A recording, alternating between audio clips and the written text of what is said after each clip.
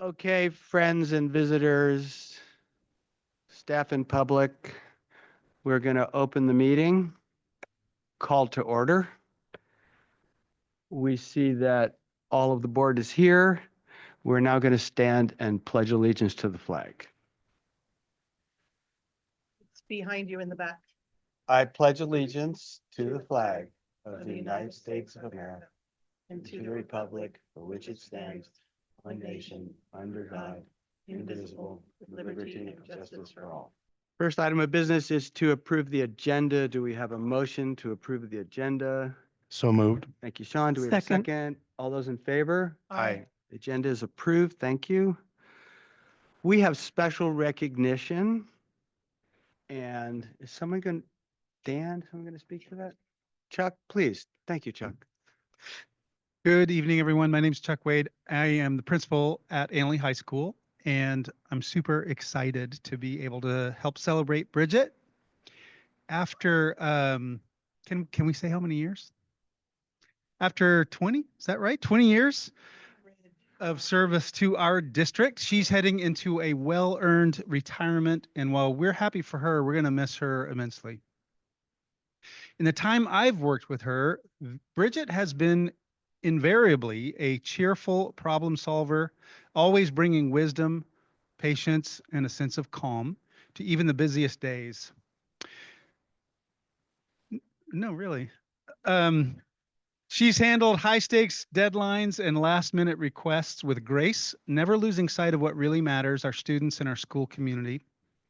Whether working with staff, students, or donors, Bridget has always performed with the utmost respect, care, and professionalism.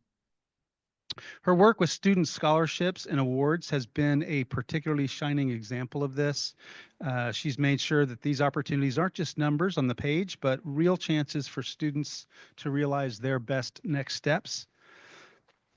She's positive, proactive, strategic, and always thinking ahead. And she's helped to shape systems that realize the values and priorities reflected in our budgets. For me personally, Bridget has been patient, super trustworthy, and a rock solid partner in trying to help figure out ways to say yes.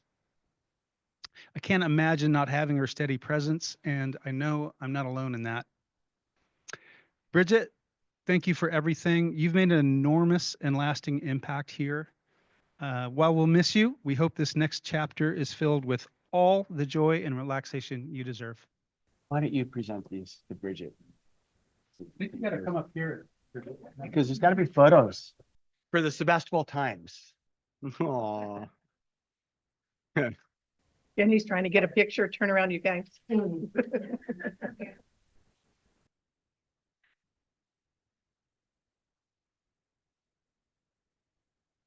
Great.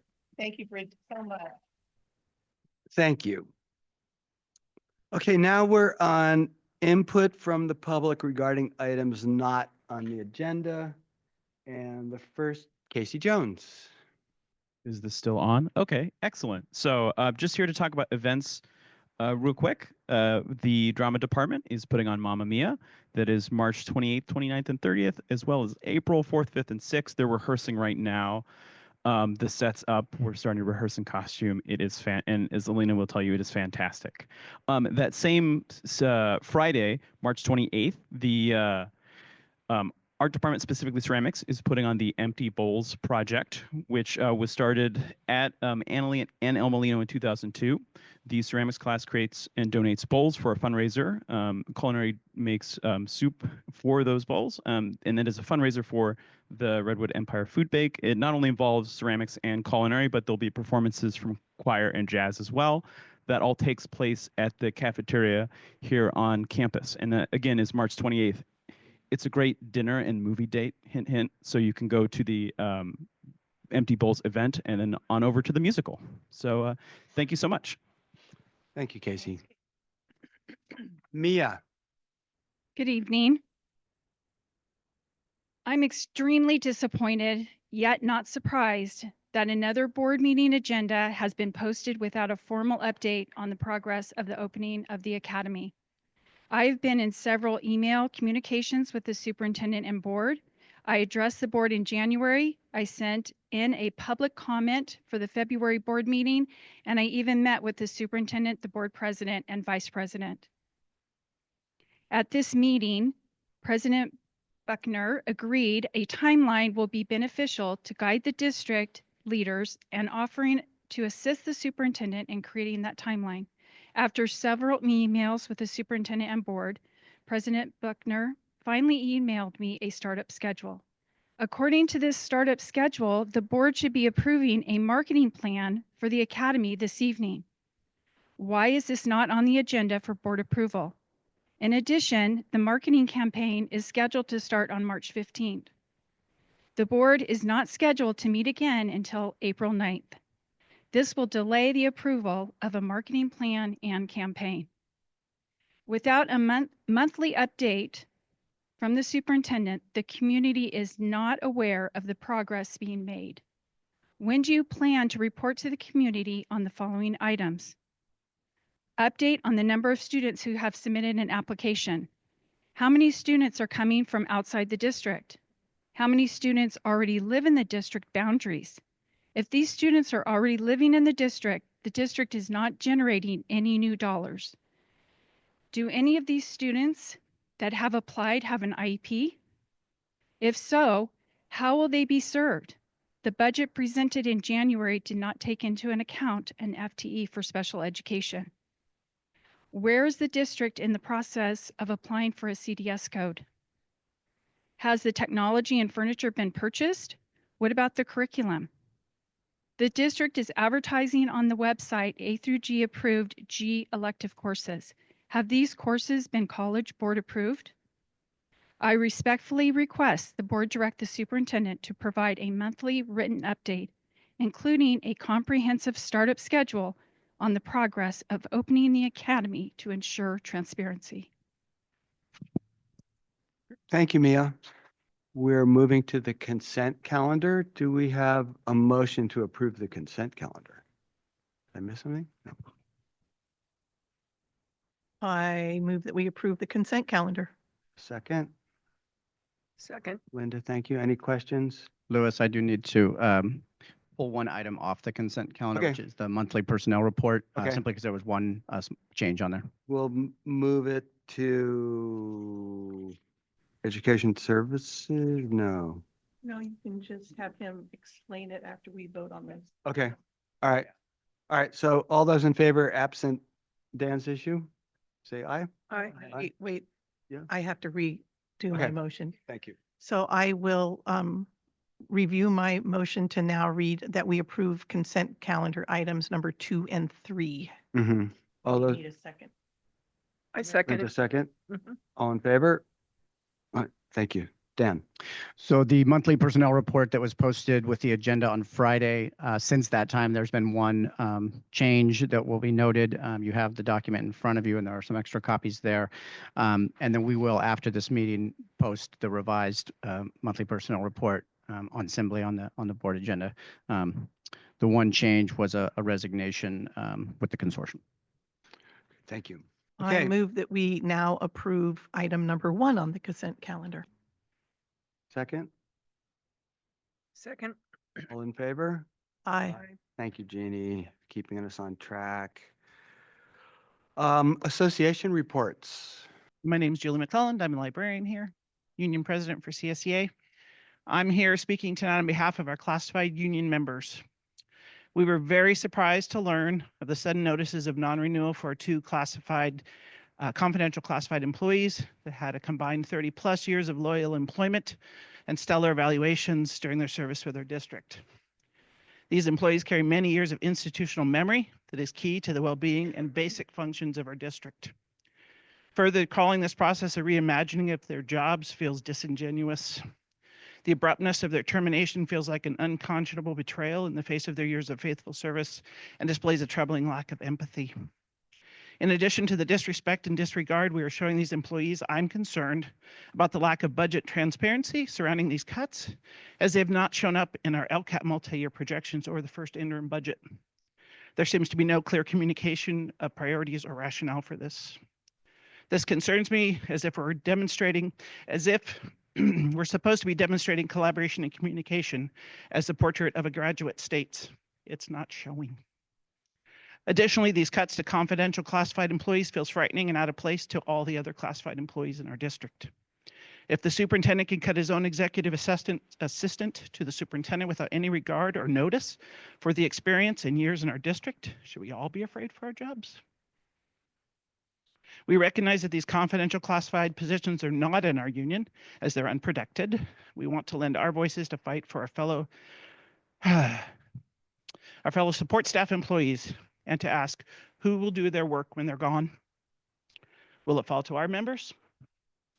We ask you to consider this decision so that we can reimagine our district together with empathy and dignity and fairness that we've outlined in our portrait of a graduate. We realize these non-union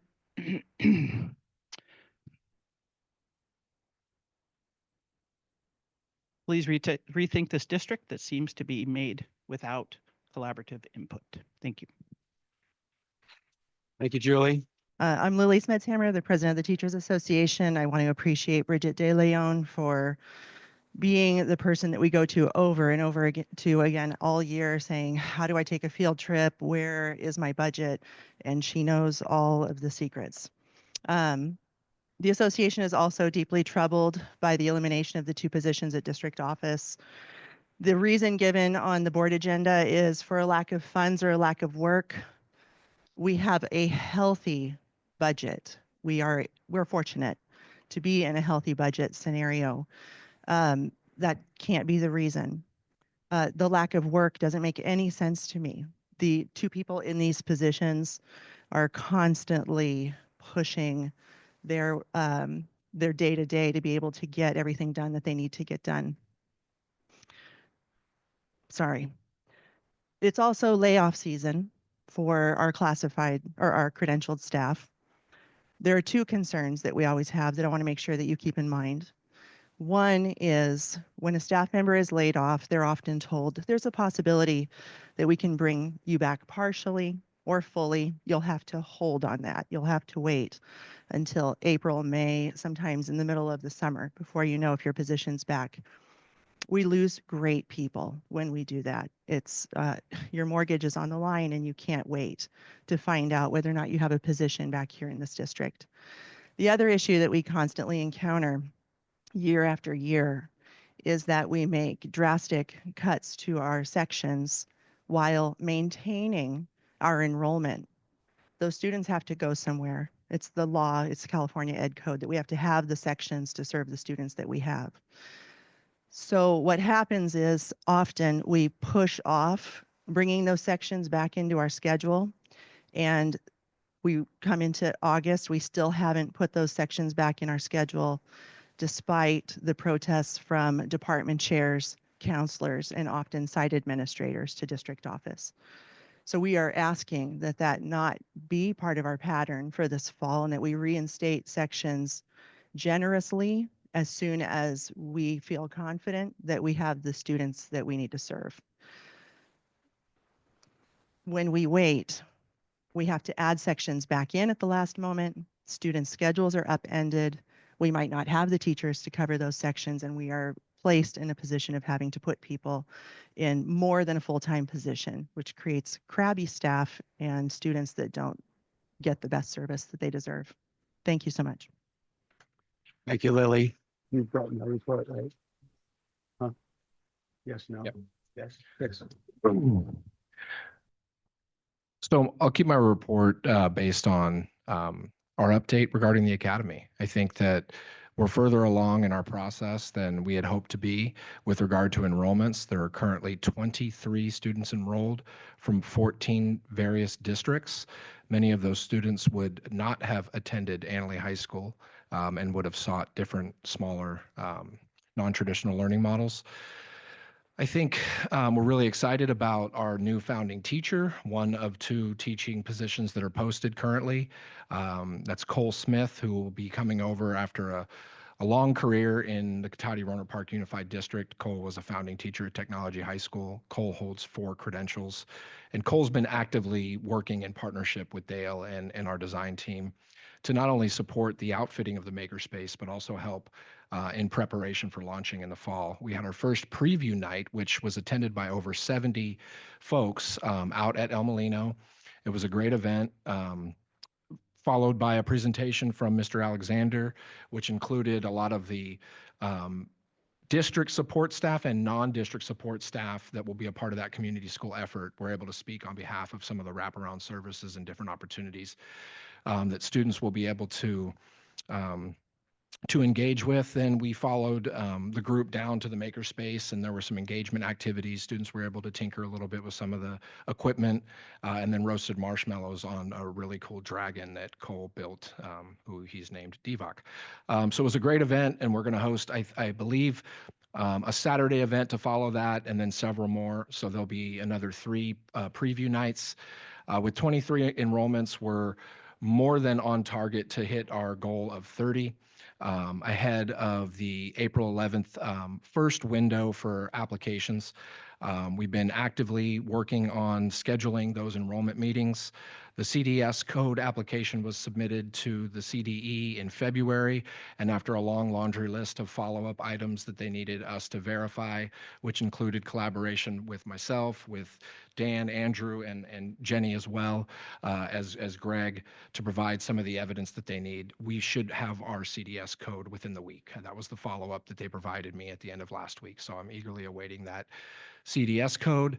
As far as our marketing campaign, I think when we look at the structural deficit and the costs of some of the different quotes and the different things that we've researched, we've looked to our partners. So Dale Daugherty, as you know, is the CEO of Make Magazine and creates amazing content. And so he was able to, at no cost, create a really nice dynamic infographic with a QR code that directs folks back to our website. That's been in distribution.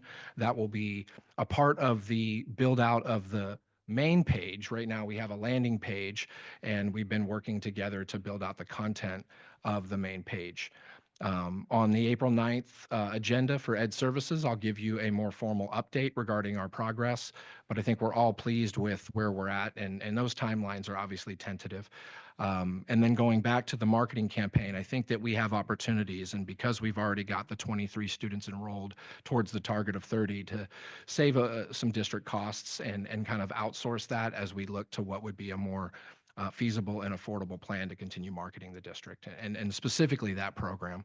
I'm also happy to say that we are seeing more enrollments for our independent study program, which, as you know, is part of the district's goal of providing various services for our students, but also increasing ongoing revenues. So we're on track of hitting our goal of 90 there for next year.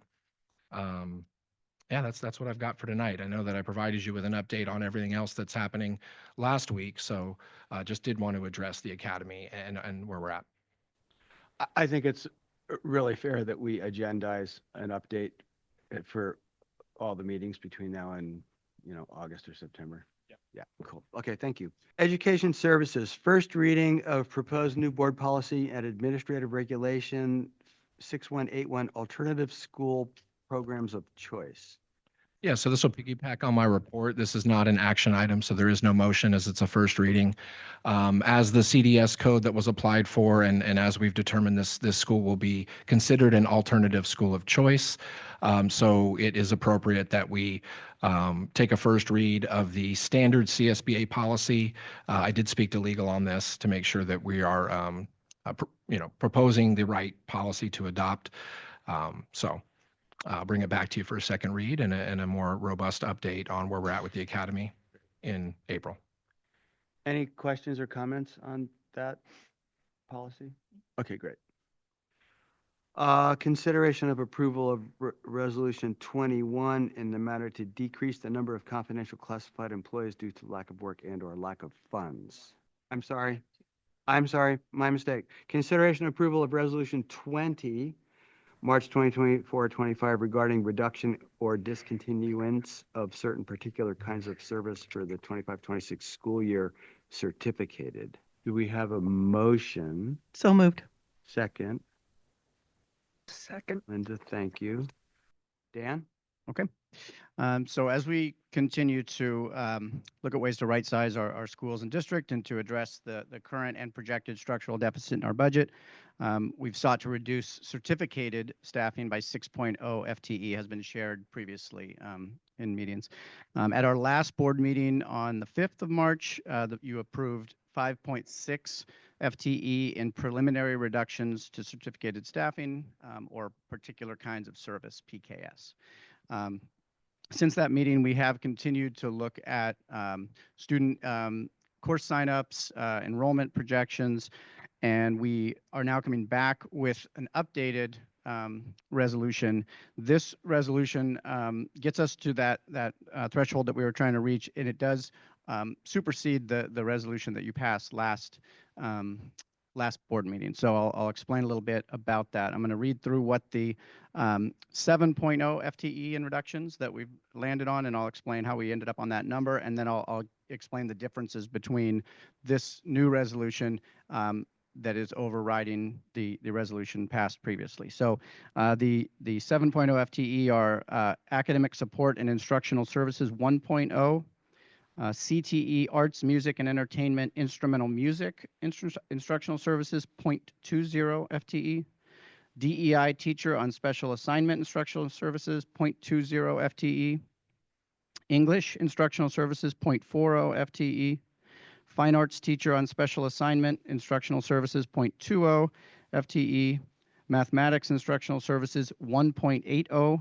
FTE, physical education instructional services 1.0 FTE, social sciences instructional services 0.40 FTE, special education instructional services 1.60 FTE, and WASC teacher on special assignment instructional services 0.20 FTE.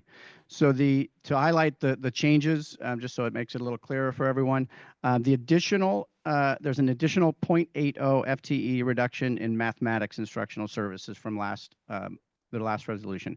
The 1.0 previously was for Laguna High School.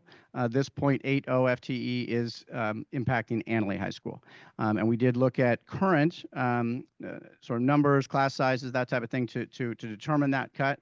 Again, these are preliminary, and so we'll continue to monitor that to see if in fact that full reduction will remain when we come back in May with final recommendations. We have an additional 0.40 FTE reduction in PE or physical education instructional services. Again, we were able to look at class sizes based on student enrollment and student course signups to land on that number. Conversely, we are rescinding the previous 0.40 FTE reduction in CTE arts, media, and entertainment dance instructional services. The numbers there looked certainly stronger in the signups. We'll again continue to monitor that to see exactly how many sections we'll be able to offer, but we are rescinding the PKS reduction for that 0.40. And then the additional 6.0 FTE reduction in special education instructional services is from the West County Consortium. And so the 1.0 FTE special education reduction that was on the previous resolution was an Annalee High School reduction. This 0.60 additional is with the consortium. While all of these reductions are difficult to make, and we certainly give the utmost thought to that as we go through this process, we are very pleased that all but 1.2 FTE of the 7.0 FTE reduction this year, as well as the 4.2 FTE reduction approved last year and the 3.6 FTE reduction the previous year, have been absorbed by retirements, resignations, temporary releases, and leaves of absence. So what we're really trying to do is have the least impact on our certificated staff, and we're proud that we've been, for the most part, able to do that. Finally, I'll just remind the board that these are preliminary reductions. We'll continue to monitor those enrollments. We'll continue to keep a close eye on class sizes, as well as what happens with the governor's budget revision in May, and then that is when we'll be bringing back our final recommendations as to whether or not these, in fact, will remain as recommended reductions. And I'm happy to take any other questions. I have a question. This might be for Chuck too, and we got some data about class load analysis by teacher, which is really interesting. But how do you guys handle the fact that many of these class loads at this point, just initial sign up, are 12, 14, 16, 18, not 28, 30. So what does that mean? Who can help us just to understand? So I think sometimes when the students with this process, they go into ARIES, and sometimes they don't understand necessarily what a course title may mean, the abbreviation. Sometimes they're looking at maybe what their friend might have suggested they take. Maybe they haven't had opportunities to sit down with their counselor. We see that as an opportunity to build on our 4-year planning processes. It's an ongoing communication component. There was one in particular course that was new, that the board newly approved, and its abbreviation was a little bit wonky, but this is not uncommon each year with regard to electives. And with our 70 credit elective requirement, students will need to take their courses and sometimes don't always get their first or second choice. So we continue to analyze, and that's part of building the master schedule. And I think our staff, department chairs, counselors do an amazing job collaborating together to make sure that those seats are filled and those numbers are balanced out through the master scheduling process, which happens here in the next several months. So Chuck will be working with his team to do that. And it's you're balancing those class sizes all the way into August. Got it. It's raw data that hasn't gone through the master scheduling process yet. Correct. Okay, cool. It's just a first crack at this is the class I'd like to take. Got it. Thank you. Yes. I just wanted to say thank you very much for including that information to us, Chris, so that we could see what each teacher was teaching this year and the class selections that the kids took. I've never seen that before, so I really appreciate that. I think it's a really good thing moving forward. Gives us a little more information. I also have a question. How are the math reductions going to affect us? Because I can't pull up the chart now, but our math scores have like plummeted in the last year. So I'm just wondering how that's going to affect us. Well, I would hope it wouldn't affect our scores, but yes. Me too. Bring up a good point. Purely what we're looking at right now are, enrollments, the course selections, how that is shaking out and bringing these recommendations forward. We felt like there was the opportunity for cuts there. Now, again, that additional 4 sections or 0.80 FTE may not, in fact, remain out of the master schedule for next year. We'll have to really look at, particularly in courses where there's been a real interest on the part of the site and district to keep them smaller numbers. Math 9, for instance, being a course that we want to make sure students get a good solid foundation, or Math 1, excuse me, gets a good solid foundation. So if those numbers are getting to a point that we're not comfortable with, then some of those will have to come off of the reduction when we bring the final reductions back in May. Thank you. Am I right? 1.0 is from Laguna, correct? The original 1.0 was a reduction at Laguna. The 0.80 that was added to this resolution will impact Annalee. No, not. Well, yes, I do. Excuse me. Casey. Hi, I'm here for the band. I'm here for the instrumental class cut. I hope that the board continues and the district continues to support arts access. I know not every school that we serve in the West County has band or orchestra or choir, and I think things like instrumental music are very important for those students who need or want the access. My hope is that we can build the instrumental class in a way that articulates with the JC. I have been talking to the music department head at the JC, as well as talking to Principal Chuck Wade and Christy Carlson about ways we can make that more not only accessible, but see the articulation through. And principally, that's production. Not every student plays an instrument, but a lot of them have recorders and studios, and that is definitely accessible through the Chromebook. I think it's very important that we keep our eyes to having that class open, and importantly, using the Prop 28 funds to build it in a way that can support that student access. I'm worried that if the Prop 28 funds are misused and we are audited, those funds the allocation will be returned, which is very painful to think about. Those funds, Prop 28 comes every year in perpetuity, and we have 3 fiscal years to use those funds. So there's flexibility around that for the fine arts. And there are very clear guidelines on Prop 28. I think I included in my email, but I'd be happy to resend if you're curious about those, about what those can be used for. As we look to student requests, I do want to encourage the board to think about how many requests we get for free periods and how we can encourage students to take those opportunities.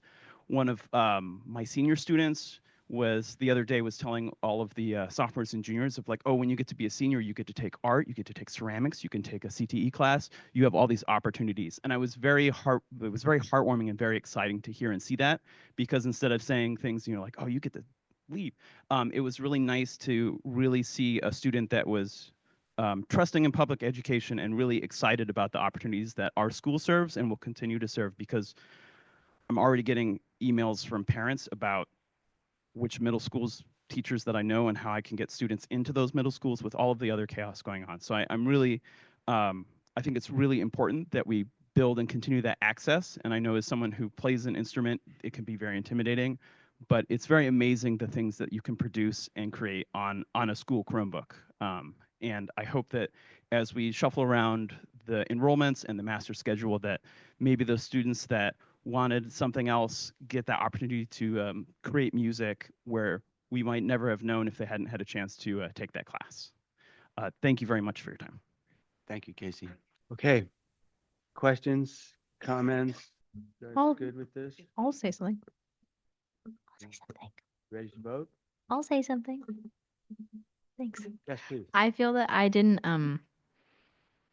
mention that well enough in my last student report. Instrumental music is it's such a great program that we can pride ourselves on. Like we can be seen as an athletic school, and people can pride themselves on that. And I'm an athlete. I was an athlete. I've been an athlete for 3 years at the school.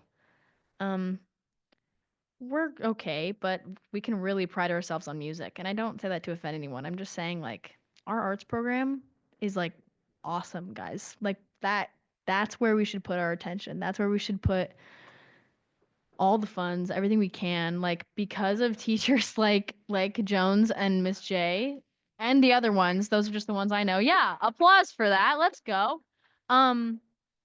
That's where students are making big differences. I just wanted to say that. And like, sorry. Yeah. Thank you, Melina. Ready to vote? You Rio? want me to do the roll call? Since I have the resolution, I can. Oh, you're gonna do it? I can do the roll call. That's fine. Yeah. Okay. So Trustee Buckner, Aye. Trustee Chernilla, Aye. Trustee Fernandez, Aye. Trustee Helton, Aye. Trustee Katera. Aye. Thank you. I just want to say again that these decisions are heart-wrenching and really difficult. And I'm going to probably say a few things later when we talk about the budget. But in addition to being responsible for an amazing program and supporting the arts, we also have to make sure we don't run out of money. And it's a dastardly situation the way education is funded in this country and in this state, the priority that we put on it for our kids. And we're suffering from the fact that we're facing some deficits. We're spending more than we're taking in, and yet we're trying to support these programs. So I'm just going to say these are not easy decisions. That's all I'll say. Okay, moving right on to more of the same. Consideration of approval of Resolution 21 in the matter of decrease the number of confidential classified employees due to a lack of work or lack of funds. Dan, do you want to, well, let's have a motion first. Would anyone like to make a motion? So moved. Second? I'll second. Okay. Again, in looking to right-size the district and address the current and projected structural deficit, felt it was important to look closely both at cuts that need to be made at the school sites, but also potentially at the district office. Through that process, we have identified 2.0 FTE in confidential classified district office positions that we are recommending for elimination. The positions are position 388, commonly known as executive assistant to the superintendent, and position 389, accountant analyst. The essential functions of these positions will be further analyzed and reimagined for the 25-26 school year, but we're bringing them forward for your recommended reduction at this time. Why is an account and it like why an accountant analysis? That's what it's called? Accountant / analyst. Why is that being fired if we like need help with budgets? That doesn't make any sense. Sorry. Are they not getting fired? Like, what are they doing? Are they just Again, getting we're- reduced? Why? We are recommending the elimination of a position. Why? Obviously, these Yeah, again, in looking at the essential functions of these were areas that we felt we could potentially more effectively meet the needs of the district and do so in a way that does address the structural deficit that we're facing. Okay. Is there a way for us to like suggest other things that can be cut that would be more beneficial? Yeah, there is. Certainly, Thanks. certainly as a board, we're bringing our recommendation forward. As a board, the board will discuss that, those recommendations and. Can I suggest things? Yeah, you're I have board. stuff. Okay, thank you. Sorry, guys. I'm just making sure we're staying in line. We have one public comment, Mia. Hello again. I am outraged that the district leadership is presenting a resolution this evening to eliminate the executive assistant to the superintendent and the accountant analyst positions. These are critical positions in the district office that are the backbone of the superintendent and business offices. This resolution comes as an enormous surprise to these employees that they are being notified days before the March 15th deadline, especially since neither one of these positions were listed as a reduction in the first interim report presented to the board in December. Why are these positions being eliminated? I can tell you that neither one of these women have received a negative evaluation, a letter of reprimand, or have been disciplined. If there is an issue with their inability to perform the duties of their position, this is not the way that you do it through a resolution for lack of work or lack of budget.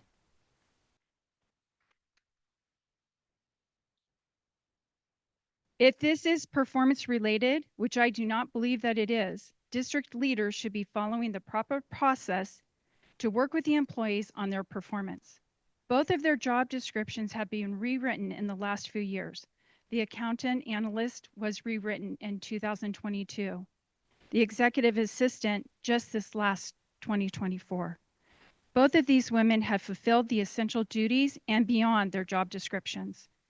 In my 23 years with the district, I have never seen such a lack of leadership and disregard for the employees who have dedicated their careers to the district. The district leadership should be ashamed they are presenting this resolution at the 11th hour that will eliminate these two positions. Both women play a significant role in the success of this district. These employees have worked collectively for more than 33 years in this district. Many are here tonight to stand in solidarity for Karen Lamb and Melissa Norris.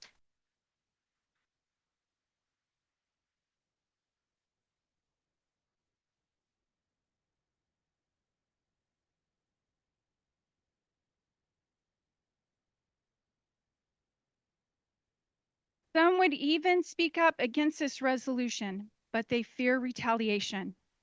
I recommend Rio, Linda, Sean, Jeannie, and Lewis to do your due diligence and find out what's happening at this district office.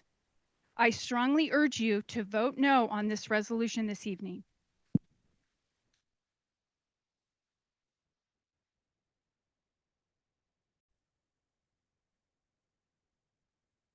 Discussion? Comments? Please. I'm sorry. I know I'm new to the board, but this is just the other side of the table for me. And I've been through cuts with my teachers before. And I know how hard it is. And I know it's not easy for these people too. And I have got to tell you, if you know me, you know I'm going to do my due diligence and you know I'm going to ask those questions. So don't assume that we're just rubber stamping this decision. Thank you. Anyone else? Jenny? Well, I could actually ditto what Linda said. I think everyone here knows me. I've been here a long time, and none of this is easy.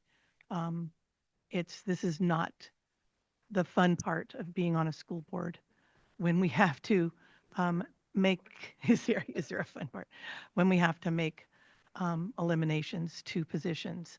And this is really painful. But again, please realize that we have done our due diligence and we have asked the questions, and I think it's important that you guys know that. So thank you. I'll say one more thing. The only other really thing I know about this is like getting creative. Sorry, that was loud. Getting creative was a common like saying at our last meeting. And I feel like we can find ways to do that. I'm sorry. I can't really say that because I can't make decisions. That's you guys that's your job as adults. And I have to acknowledge that I am like a teenager and I don't know as much as you. So I'm sorry if this is disrespect. I don't mean any disrespect. I want to make that clear. Because this is like your guys' job at the end of the day, not mine. But getting creative is something that I think we can always do before like going like in lieu of doing something and then like picking up the pace to get creative to try and change it and fix it, we can do that prior. Does that make sense? Am I saying that in the right way? I feel like we can, I feel oh, no. Sorry. Like, I don't know. I'm just trying to say that. That's all. I feel like we can do that first. Like Miss J, like the whole dance thing, that's not on the reductions anymore because she got creative and she figured out how to do it, not us. And like I feel like there are ways to like she figured it out. Like she got creative and did it. So I feel like we can do that too for other things. That's all.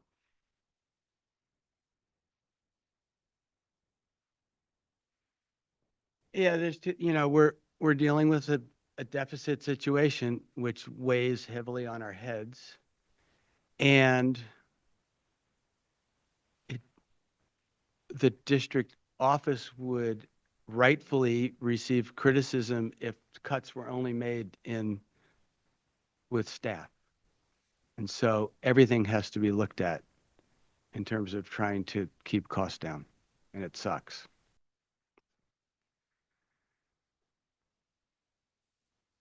You want to vote? Okay, roll call vote. Rio. Sorry. Oh, Dan, you do it. Trustee Buckner, Yes, aye. Trustee Trinella, Aye. Trustee Fernandez, Aye. Trustee Helton, Aye. Trustee Katera. Aye. Yep.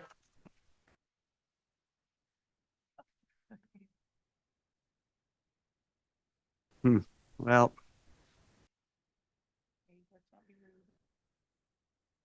Okay, moving along. Review of home to school transportation plan. All right, we'll just give a pause, yeah.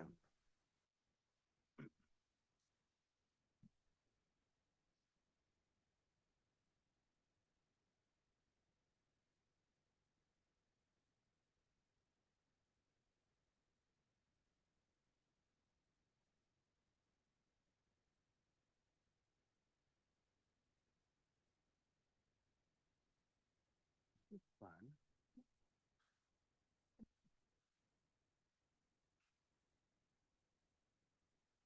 All right, let's keep moving. Review of the home to school transportation plans. This is just a review. This is like an Right. informational Right, item. just a review each year due to the new 60% transportation funding. that was put in place back in 2022. The board has to annually review the plan and if there's been any changes, adopt it. But annually, it's just a review. There have been no changes since the plan was adopted last year. So it's just the review. We do provide free home to school transportation for all students through established routes with West County Transportation. And we do follow their safety plan that they have established through their work and their Joint Powers Authority Board that they've worked with the various districts on. Again, there's been no changes since last year, so this is just a review. And any questions regarding that? This is just so we can receive our 60% funding for transportation based off prior year expenditures. Questions? Okay. Thank you, Andrew. Consideration of approval of resolution number 17, authorizing the issuance and sale of general obligation bonds not to exceed $23 million. I move that we approve Resolution 17, March 2024-25, authorizing the issuance and sale of general obligation bond election of 2018 series in an aggregate principal amount not to exceed 23 million and approving related documents and actions. Second. All right. Well, it was well said all right there. That's basically what I was going to say. So with the roll call vote, we'd approve the resolution. If approved, then we would move forward in working with RBC, ISOM, and ISOM group to get the sale of the bond. This would be the last series of the bond. Yeah, so the this 90 is the it'll be end of the end of this that issuance pile of that of bond. money. Yeah. Yeah, to go towards already approved projects. You know, like what those projects are? Yes, Jenny provides a great list of that on her item down below. But would you like me to answer that now, or would you like me to answer that at the end when I do my update? I think now, if there's a Perfect. quick. So later on the agenda, you are going to be reviewing or hopefully voting on approving the leaseback contract, which is the final phase 3 of the brand new CTE facility. That's a $27 million project. You've already approved approximately 17 million in HVAC and roofing repairs around the district. Future projects are slated for an East Wing modernization as well as a stadium modernization. We have some massive repairs that we need to make to the lateral main for the drainage system that has been temporarily repaired. That's going to require us to dig up the field. We have the Laguna High School Campus Improvement Project that's underway. There's right now between projects that are active and the next 18 months, we will do almost 40 million in construction. So if I look like I need my hair done, it's because I do.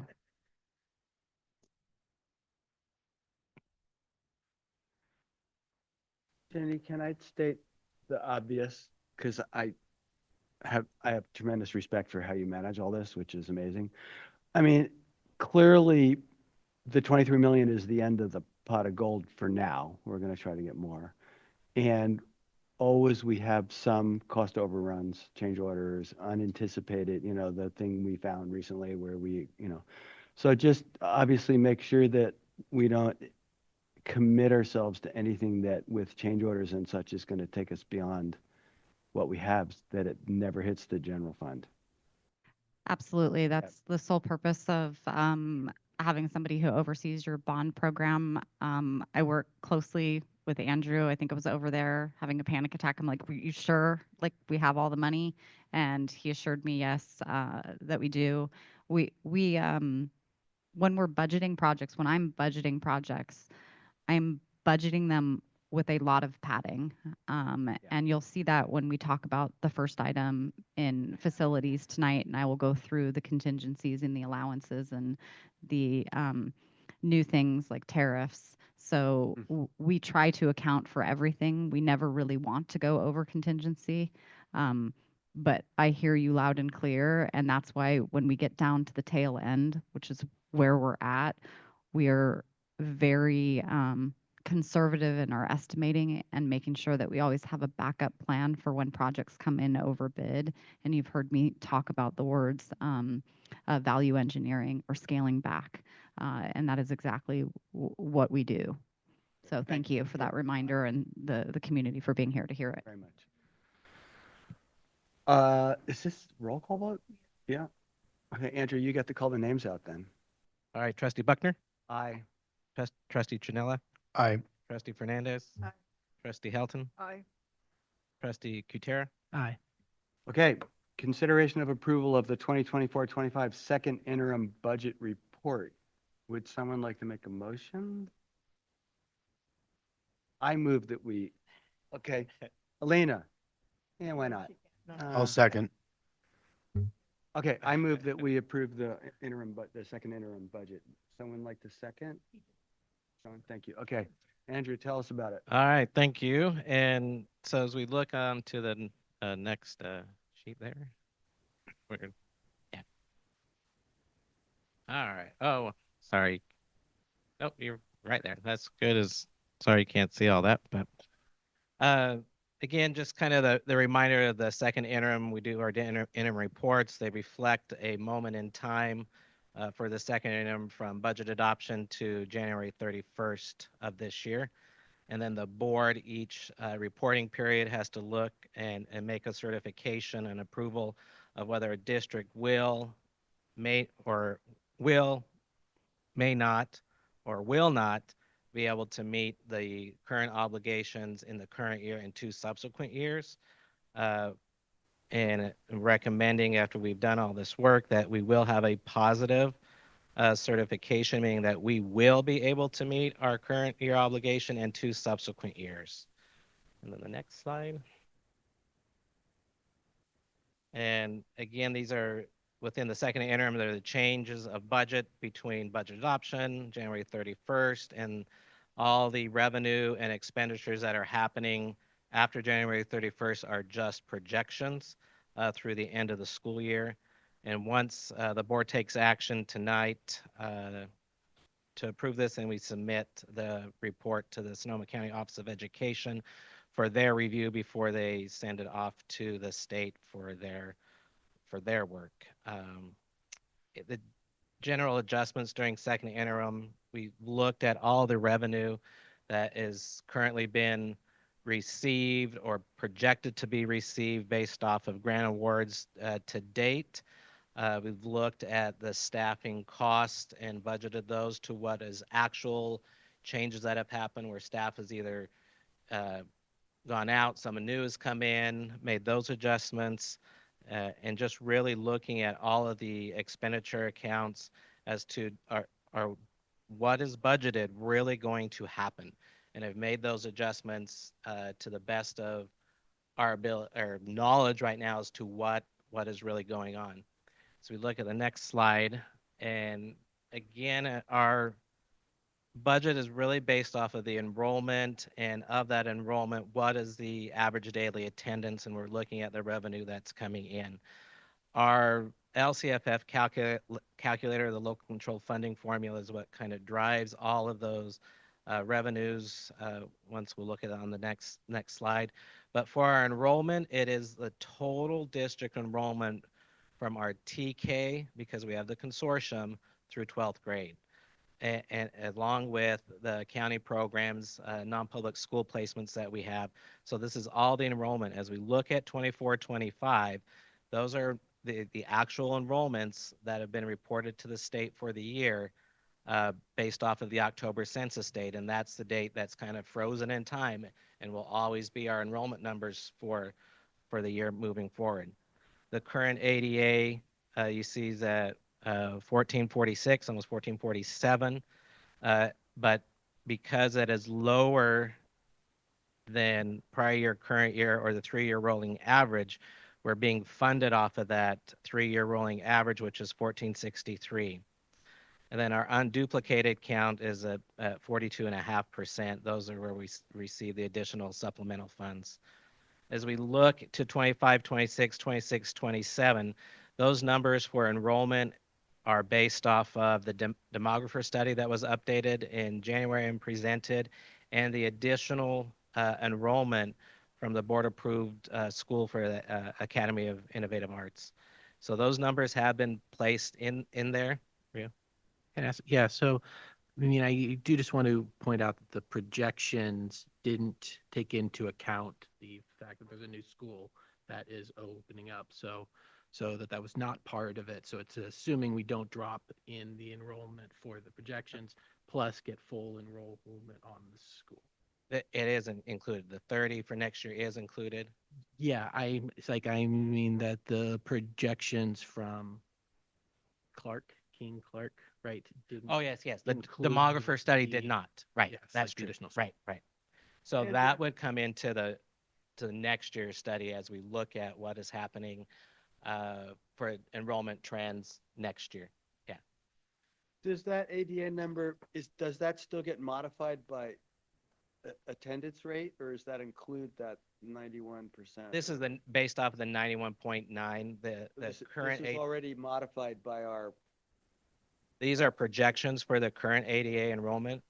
We will have our actual ADA at what's called P2, so which is based off of through month 8 attendance, which ends this week. And then that will set our funding level for next year. And then kind of adjust whether it's higher of the current year, prior year, or 3-year rolling average. With the addition, increase of enrollment and AIA, we are going to be at a higher average daily attendance projected for next year, and we will be funded on that current year attendance. And that is same for 2026, 27. As we look at how, next slide there, the local control funding formula, as we look at what is happening, how the enrollment and ADA projections impact the funding coming in. Right now for the current, there's two sections there. One is the budget to first interim, and the next one down is the first interim to second interim projections. Again, that's to second interim, that funding for 24-25, we are still on that 3-year rolling average funding. We come down in funding by that $900,000 due to our current average daily attendance, that 3-year average, and that there's 1 year left of hold harmless COVID ADA that's in there. So as that comes out, and then we kind of fall in line to where for 25, 26, 26, 27, with that higher enrollment and AIA, we see an increase in the year-over-year revenue that's coming in for that. So it's looking at about 880,000 for 25, 26, and 1.4 year-over-year increase in revenue based on just the projections of average daily attendance and what we know for the enrollment, additional funding coming in, and then we'd be funded on the current year's average daily attendance. If we did not have that higher enrollment, and we didn't have the AIA placed in there, we'd probably look about the same as we did at first interim. And then we see the projections of how this falls in line to on the next slide to revenues and what it looks like when we put everything together. Currently, we're about 32.5 million in total revenue for current year, and then 32.8 for 25, 26, and 34.1 for 26, 27. And with that revenue coming into the next slide, we look at the assumptions and how we then going to build the expenditures that are happening. We have the projected cost of living adjustment that is based off of the Department of Finance, that we receive the information through school services of 1.07 for current year, the cost of living adjustment or COLA. 25-26, it's projected to be at 2.43, but we still have 2 data points that the state has to put into the calculation, so that may be lower. And we are hearing that it will come in a little lower. And then 25-26 right now projected at 3.52. So those have been built into what the LCFF calculator. Step and column, the natural adjustments to salary that happen year over year with staffing are projected into the expenditures. Statutory benefits for healthcare have been estimated at 5%. Some of those costs year over year are coming in at 8% based off of what the plans are, but on average, we're seeing kind of as it averages out to about 5%. And then CalSTRS is staying steady, but CalPERS is increasing year over year. We build in adjustments for cost of goods, modest, kind of 3%, and then services and operations, really looking at what are those increases. We're seeing increased costs in special ed as all costs go up for everybody. Our non-public school placements, non-public agencies, their costs are going up as well, which gets pushed on to everybody else. And then as we look at the out years, the one-time funding it is removed. Any carryover that can't be carried over until we get back into the next budget year, those numbers have been removed. Like some of our grants, they're what's called unearned revenue, to where we can't hold the money in the bank in a natural way. You see it in your account at the end of the year, so that those monies get taken out. And if we have some money left over, like in Title I, then those funds get placed back in after the start of the year and first interim. And then we look at staffing on the next slide.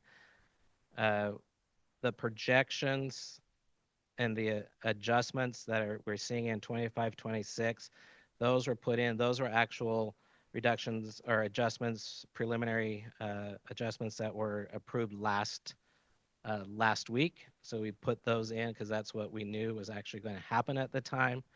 And then the recommendations for 26-27 as we're looking at all staffing reductions. And again, I think we've done ourselves pretty well in looking at those adjustments and layoffs over the past few years, to really looking at, we had the 7.8 FTE reductions and impacting currently of 1.2 people out of that 7.8 that we have reduced over through attrition over these past few years. So as we get through to budget adoption, we'll see these numbers fluctuate for staffing based off of what current program needs are and enrollment. Next to expenditures, the overall expenditures. Now, knowing all those, here's how it plays into the expenditures. Remembering that revenue was at 32 and about 32.5 for 24-25. We see our expenditures coming in at 36 overall million about, and that puts a deficit in the unrestricted of about $1.2 million. So this is a combined expenditure, but we have that structural deficit in the unrestricted side of our dollars. And so we continue to see that as we continue to go to 25-26, 26-27. Revenue again is about 32.8 million in 26-27. And we have almost 35 million in expenditures overall. And 1.6 of that is a deficit to the unrestricted side, 34.1 million in revenue projected for 26-27, with expenditures at 35.3 million, and about $1 million of that is a structural deficit in the unrestricted side. And then, Is it okay to ask questions now, or you want to wait? Howard? So if the revenues are 32 to 34 million over the next 3 years and the expenditures are 35, 36, why is the deficit to the fund balance only a million or so? Why isn't it the full difference, like 4 million? Oh, I was just saying that in the unrestricted side of the deficit, that's the 1.2. So when you combine it both, I have another slide here that has the total I deficit. thought the restricted side was a wash. Yeah, but we're still spending the money that's in the account and no new money's coming in. So you're overspending what you have, but you Sitting can't in overspend sitting in a unrestricted or account restricted dollars. and getting spent Right, yes. down. Yeah. So it still looks like a deficit because no new money's coming in and you're overexpending your revenue. Okay. But you know that because the money, you already received the money. It's the unrestricted side of the house to where, There's really two fund balances, yes. restricted and unrestricted, and they're both. And if you see it, look at the declining. MYP in the packet, you have an unrestricted MYP, restricted MYP, and then the combined. So this is the high level of looking at the combined. So that's kind of calling Okay. out the unrestricted side of the house. All right, on to the next expenditures. This is just the transfers in that helps to support the routine restricted maintenance to where we need to set aside 3% of the total general fund expenditure budget into a routine restricted maintenance account that helps to maintain facilities and our projects that way, basically maintenance of our current facilities. The 65,000 helps through our Fund 40, which is the additional facilities account. And to our combined unrestricted, restricted multi-year projection and how that looks like. You have the beginning fund balance of about 13.9 million. We have income of 32.5, expenditures of 36 in current year for a combined change in fund balance of 3.5. And again, 1.2 of that is in the restricted side. And then you go to 25, 26, we have a change in fund balance of about 2 million. And again, that was, just had that. 1.6 of that 2.1 is unrestricted. And then in 26, 27, a change in fund balance of 1.1 million, and about $1 million of that is unrestricted. So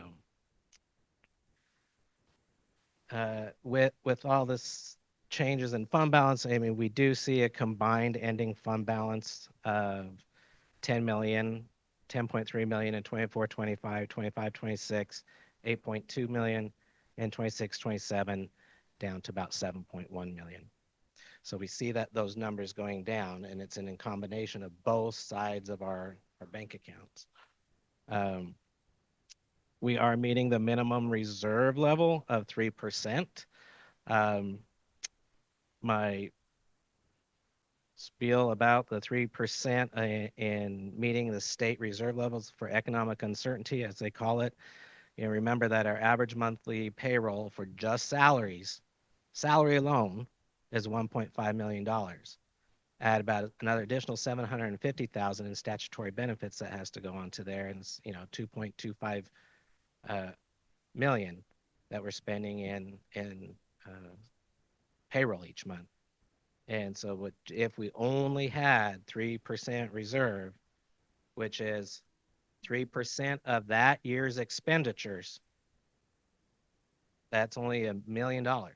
We can't make payroll. Mm-hmm.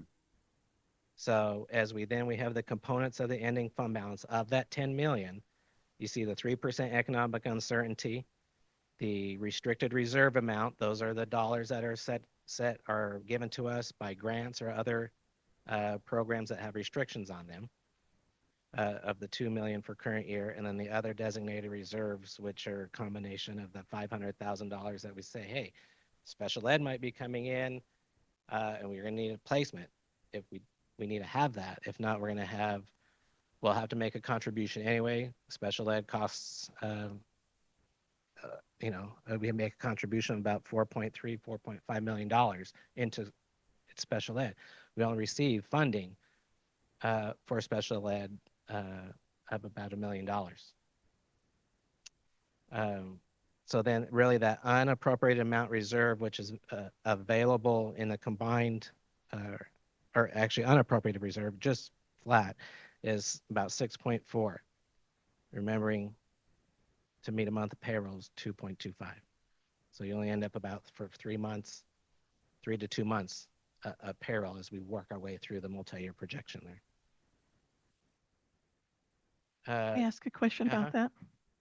So I've always been very concerned about the 3% reserve and what you just explained to us, that that what we have set aside is $1,081,886. But you just said that to do just a month of payroll is over $2 million. That doesn't take into account anything else that has to be paid. No. Utilities. Payroll will yada, always yada. be paid first. Right. Yeah. Okay. So my question is, should we not consider a higher reserve so that if we get into a bind, that we actually have a buffer? So we're not, I mean, otherwise we're going to, I don't know, guess we start borrowing money, or the state says, okay, thank you, we're going to walk in your door. Yeah. I mean, if you run out of cash, Yeah. there You're comes the incentive. county office and Yeah. and state. Yeah, FICMAT comes and Mhm, says, mhm. okay, thank you very much. I mean, I think that is a discussion the board should entertain. I mean, that's my CBO opinion. Jeannie, there's more to talk about this. I have things to say too. I agree with you. Yeah. No, it's really good. Let's let Andrew finish, and then we really need to have a good discussion about all of this. So. Yeah, so not too much more here. The ending fund balance, we look of the ending fund balance, the 10 million, 8 million, 7 million in the out years, you see where those components are. The 3% economic reserve for uncertainties. We have some supplemental dollars that are left this year right now that are not budgeted, and then the reserve for textbooks and special education, and then again just that unappropriated amount down below, just kind of re-explained. Again, I think to Jeannie's point of cash flow, right now we have a good cash flow situation, so we do have cash to meet our current obligations. So yeah, that we haven't had to borrow from the county treasury in a while. And money comes in at different points of the year, especially property taxes.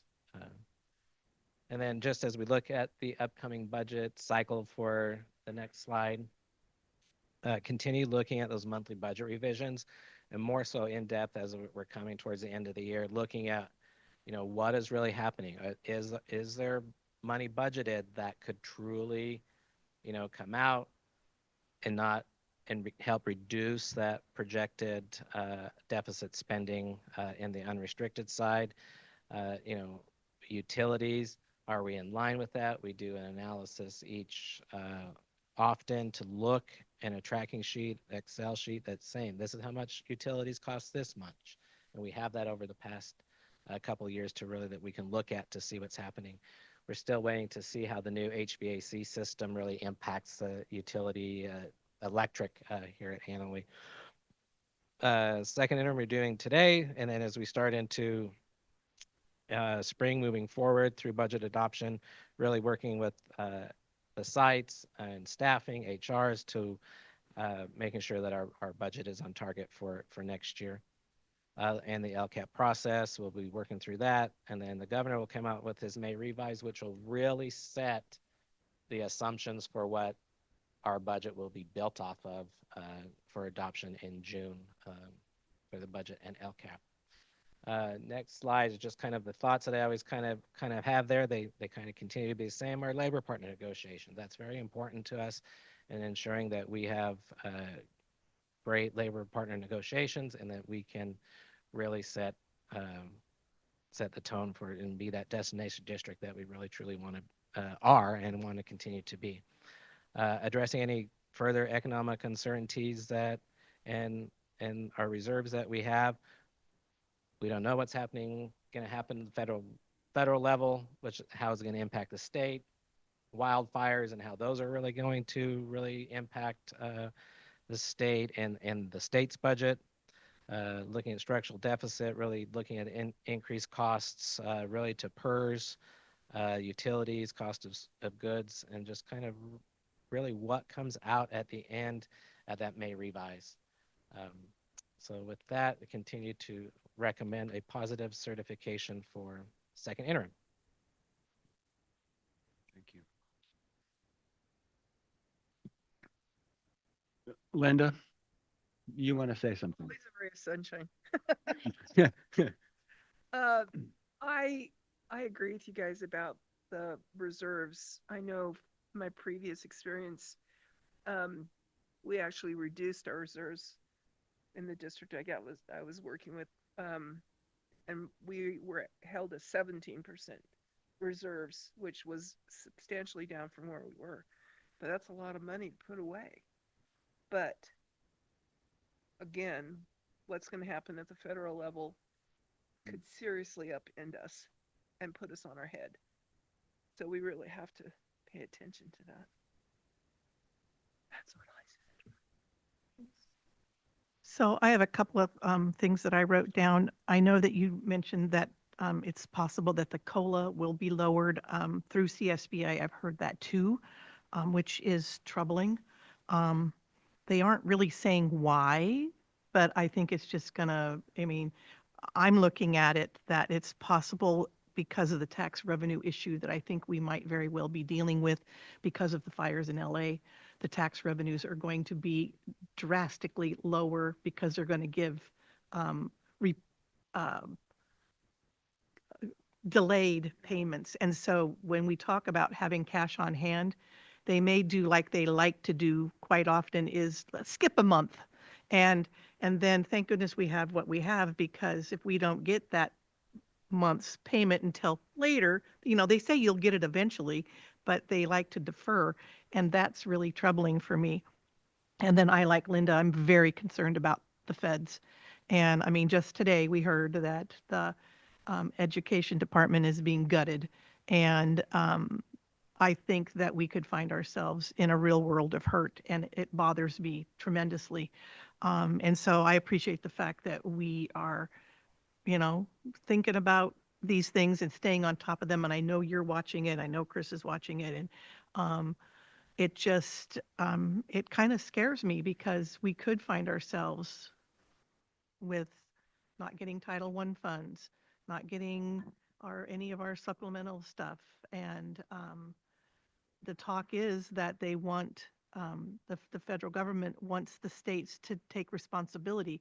The other big concern, folks, is special education and what could happen with that if the feds, many of you don't know this, but when IDEA, which is the Individuals with Disability Education Act, came out about 25 years ago, I believe, the federal government had all these standards, and they promised the districts that we would get 40% of all special education costs paid for by the federal government. Does anybody have any idea what they pay us today? About 8%. And they never, in all of these years, have never paid us anywhere near 40%. At one point it was greater than that, but or greater than 8%. But that's what they pay us now.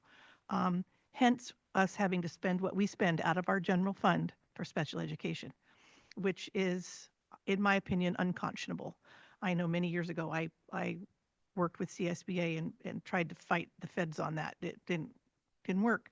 But I just think that people need to be aware that that's a real concern. And if they decide they're not going to pay us at 8%, I don't know if the state of California will then turn around and give us that extra money. They may just say, sorry, figure it out. It's troublesome. So, and again, I'm going to say, I think we should discuss the thought about raising that reserve a little bit so that we can at least make a month of payroll. Rio, please. Yeah, I think you're seeing it too, tonight and everything. I mean, there is a lot of concern about the budget. I don't know, the last one that I heard was like 4.2 or something like that for the, projected COLA. Along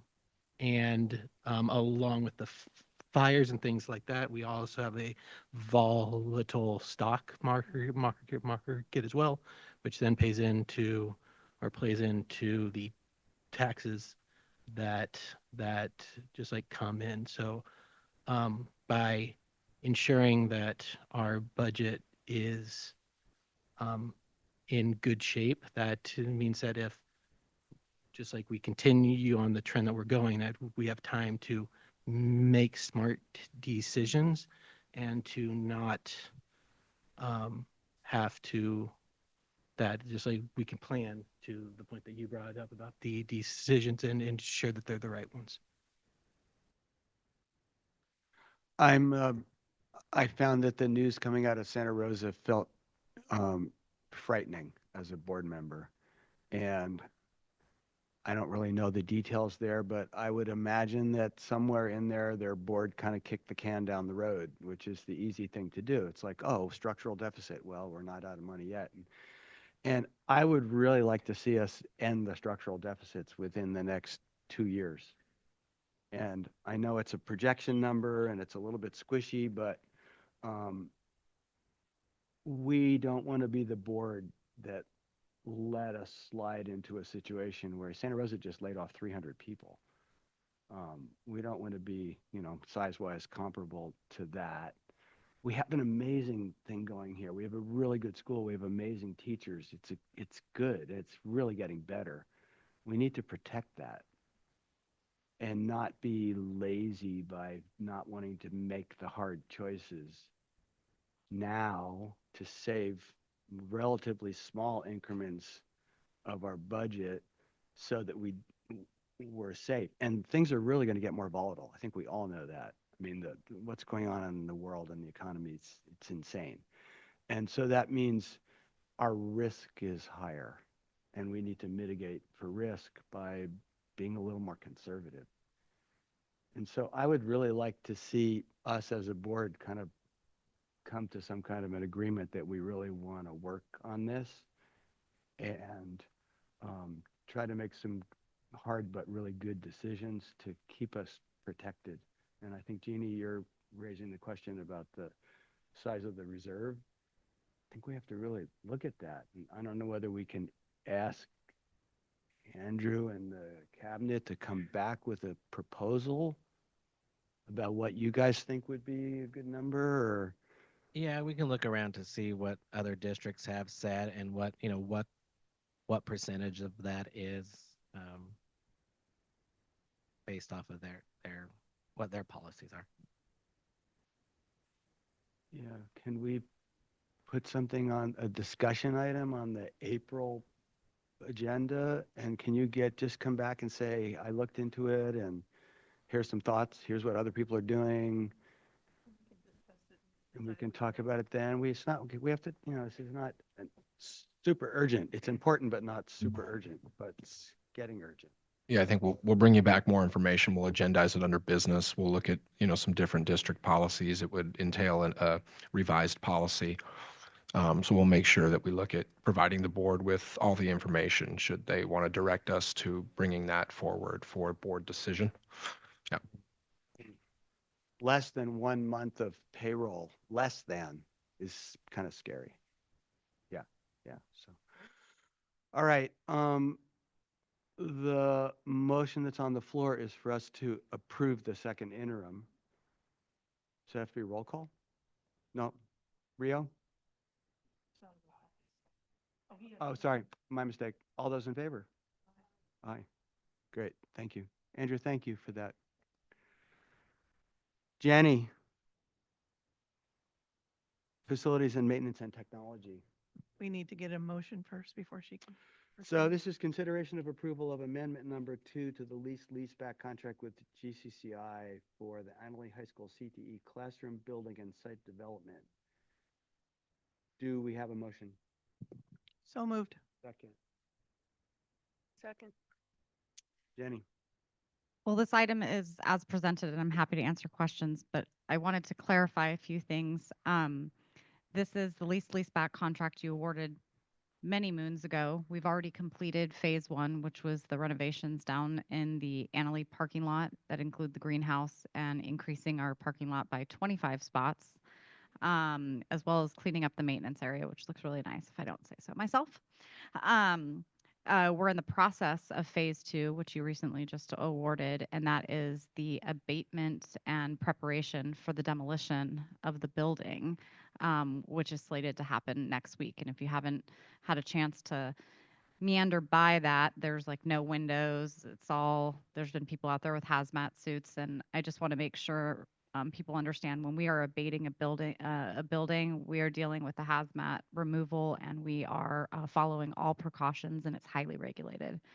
There were a lot of concerns out there from people like at the site going, is there asbestos in the air? No, there is not. They're treating it the way that they are supposed to. And I just want to point out, I have Denise here. I don't always get to talk about Denise. She is an amazing asset. She's also our ADHERA coordinator, and so she handles all of our hazmat asbestos regulations and works with our third-party agencies and gets to go to all the trainings, which are so fun. Hours and hours of trainings. So she lost that bet. So we are presenting for you tonight phase 3. This is the project. So this is the meat and potatoes of the project. And I want to point out a few things in the very long attachment that we sent you. This project came in under budget. And I'm going to preface that. This budget, when we brought it to you at the design, at construction documents prior to submitting to DSA, was budgeted at $23 million. The project came in at $20 million. You are awarding tonight, or I'm asking you, recommending that we award it tonight at $27 million. And that $27 million includes $3.4 million in contingencies. And those contingencies are things that our contractor, there's a bonus to doing a leaseback project. And that is that you get to select based on qualifications, and that you're really working with your contractor throughout the whole design process. And so they've reviewed these documents, and they've picked up areas prior to the start of construction where they think there's some holes in the construction documents, and they want to make sure that they account for those dollars. So that's where our contingencies and allowances come in. We have another $2.5 million in allowances, and those are detailed in the attachment. And I want to call attention to one of the new things that we added it's on page 8 of the attachment. We added $750,000 for tariff and escalation. The market is so volatile right now. We could have a bid today, and steel prices and wood prices could be coming in tremendously more expensive than at bid day, and we cannot hold them harmless in that regard. So we are having to, these are the realities of where we're at. We are having to put that allowance in there. The good news is, because there is always good news, is the $6 million that we put in for contingencies and allowances is only if used. If those are unused, they are returned to the district. During our last round of projects where we did a leaseback project, we had $2 million in contingencies and allowance that were returned to the project that go back into the funds to be redistributed. So I really wanted to call attention to that because the volatility in the market is real. We are accounting for it, which is what you mentioned when we were talking about the other item. These are things that we work very closely with our architect and our contractors, our cost estimators. We have a team of people, and it is a group effort. So I'm really excited for this project to come forward, and I'm happy to answer any questions you might have.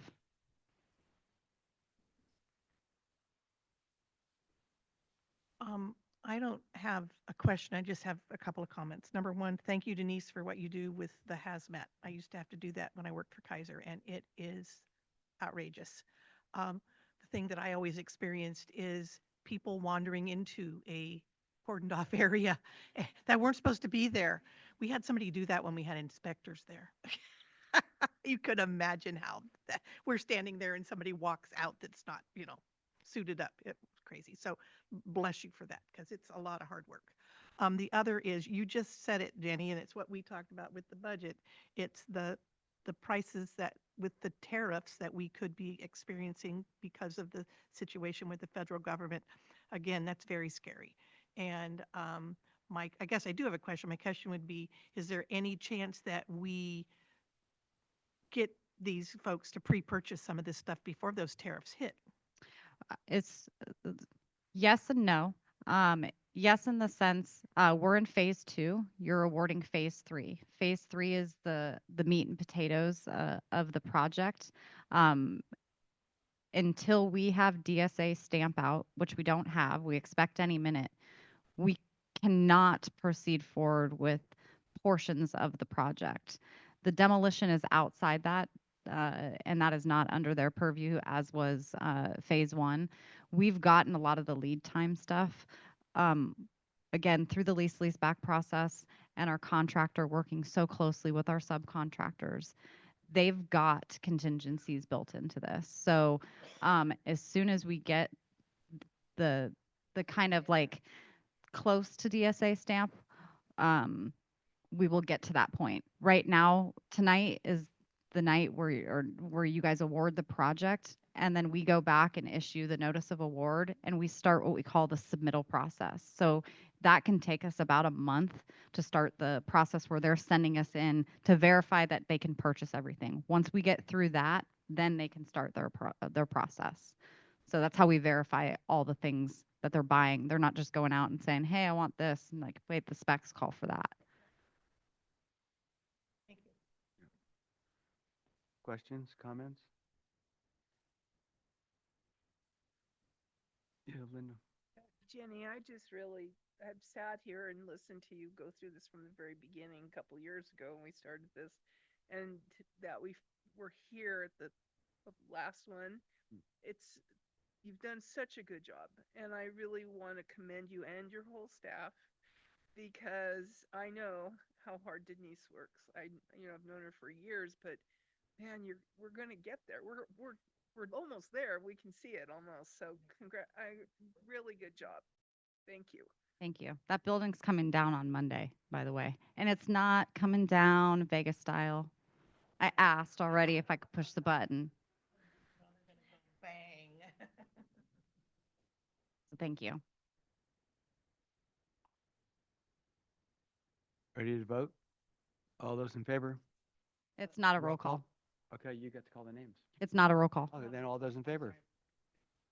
Aye. Aye. Thank you, Jenny. Go Thank build you. us a building. We're gonna start. Okay, number 2, consideration of approval of resolution 18 declaring the futility of public bidding, unforeseen site and building conditions work. In other words, you want to negotiate to get unforeseen work done rather than put it out to public bid. No, I will explain it if you want me to. explain. Do you want to Oh, do we a need a motion motion. first? So moved. Second? Second. Okay, please explain. So this item and the next item are things I don't like to come back to the board for. This means we've gone over our contingency. So when we have a project that you award, let's just pretend with even dollars for $100,000, the district is legally authorized to go over that $100,000 by 10%. I believe that's $10,000. Is that accurate? A math teacher? Is there a math teacher?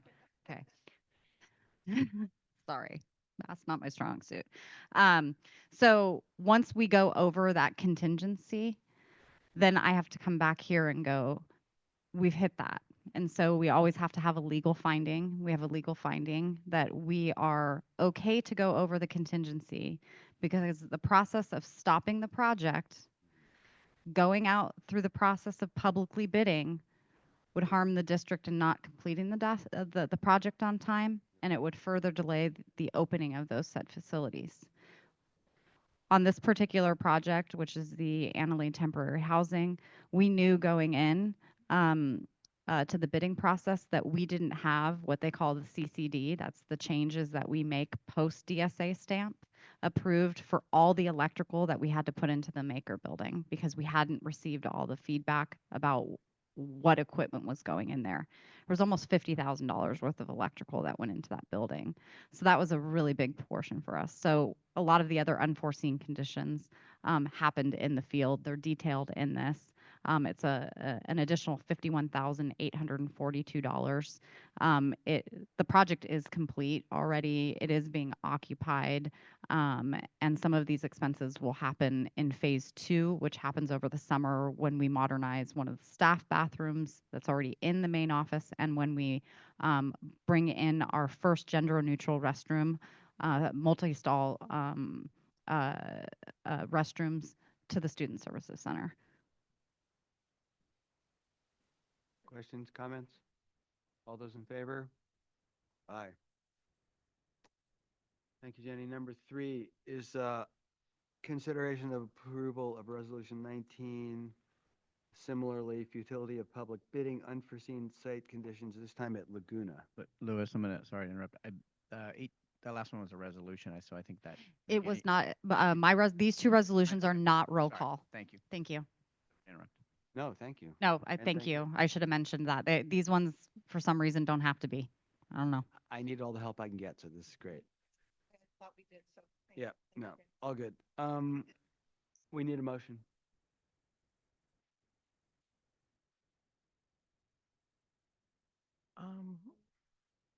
Are we on 19?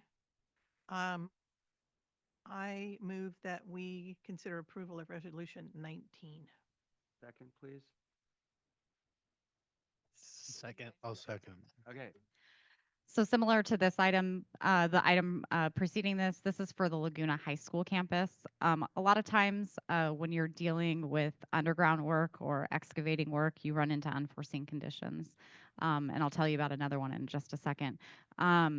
With this particular project, while we were ripping up the asphalt through the EVA, that's the emergency vehicle access that loops around, we had some unforeseen conditions that needed to be repaired in the field that amounted to $255,000.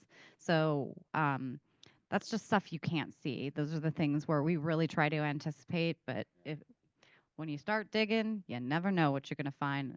And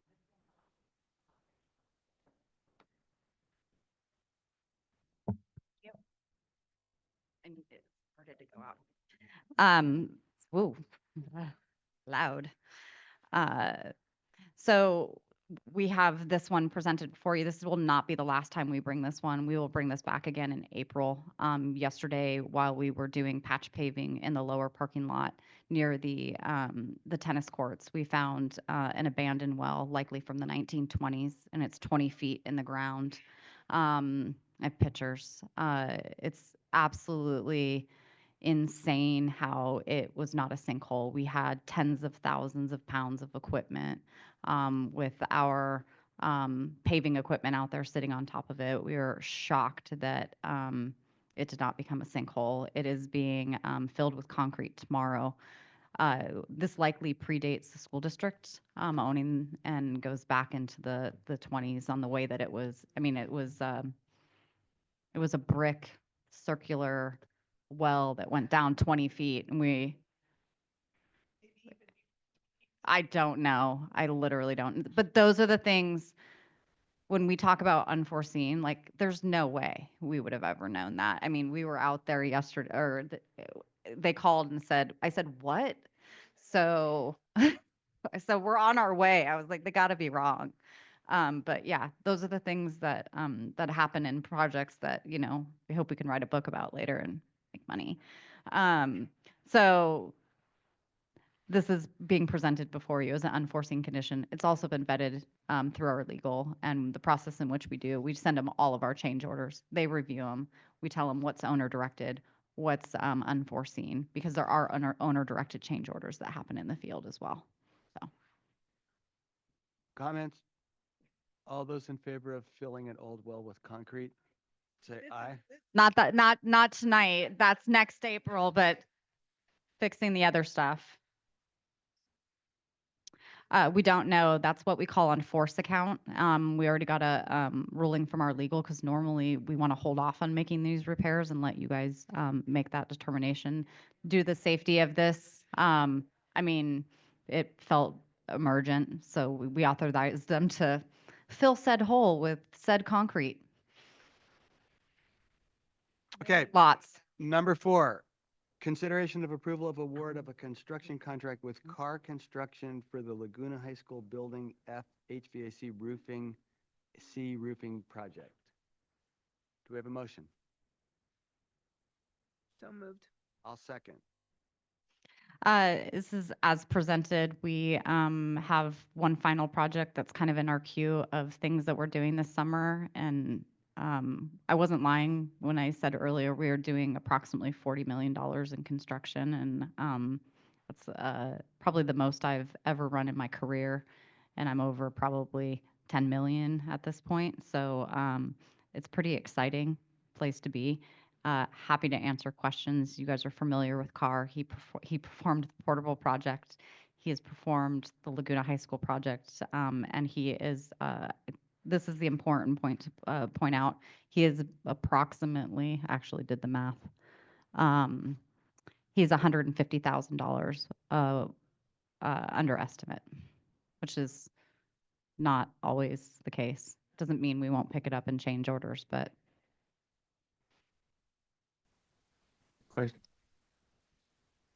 Really? Questions, comments? All those in favor? Aye. Measure A bond and budget updates. I'm just going to make it really brief tonight. I really wanted to call attention to Denise being here. She is my right-hand person. We are running these projects in tandem. We're copied on hundreds of emails a day for in the field decisions, things that are going on. Sometimes we're running around like our chickens with our head cut off, and I want to thank her for just being so resilient and working with me in such a great capacity. And I think we make a really good team for our facilities department. And so I wanted to recognize her tonight and really thank her. And she doesn't always get to come to these board meetings. I see her name on there watching, but there is a team behind all of us, including our amazing custodial staff, our maintenance staff, our ground staff that are doing the day-to-day work, as well as if we need them to unlock a door or go meet a contractor because we can't get out there for 15 minutes. Everyone is such a well-oiled machine, and they don't often get acknowledged through that. And so I've pretty much given you my reports tonight on the status of projects. We have a lot going on. And so taking that moment to just acknowledge the amazing custodial, grounds, maintenance, and technology staff, because we do work with them too. There's IT in all these facilities. Don't always understand all of it, but they're there. So thank you for allowing me to do that. Thank you. Thank you. Thank you, Denise. Future board meeting dates. Special governance workshop, April 3rd. Everyone has it on their calendar at El Molino. And then we go to May 7, June 11. No, April 3rd, district office. Yes, thank you. April 3rd, district office. April 9th. Right. Okay, without further ado, we're adjourned. Thank you.